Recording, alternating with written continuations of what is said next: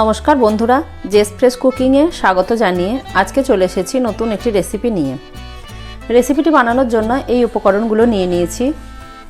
চিনি, গরুর দুধটাকে জাল করে নিয়েছি, খেজুর গুড়, গোবিন্দভোগ চাল, কিশমিশ, কাজু, এলাচ, লবঙ্গ, দারুচিনি।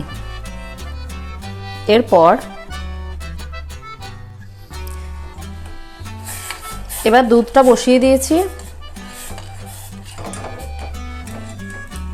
গোবিন্দভোগ চালটাকে ধুয়ে নিয়েছি, ভালো করে ধুয়ে রাখা চালটাকে দিয়ে দেবো।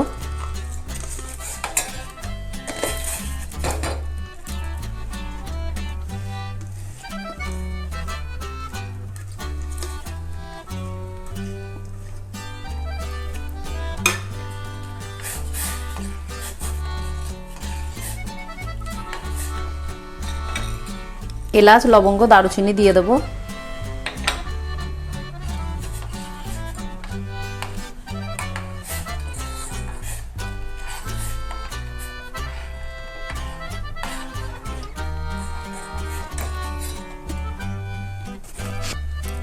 কাজু, কিশমিশও দিয়ে দেবো।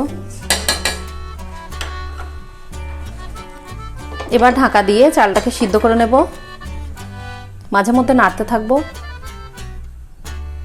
চালটা আধ সিদ্ধ করে নিয়েছি। এরপর খেজুর গুড়টা দিয়ে দেবো।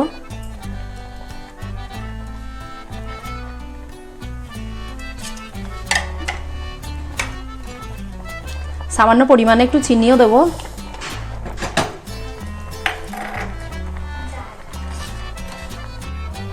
রান্না করে নিয়েছি, এবার একটা পাত্রে ঢেলে নেব।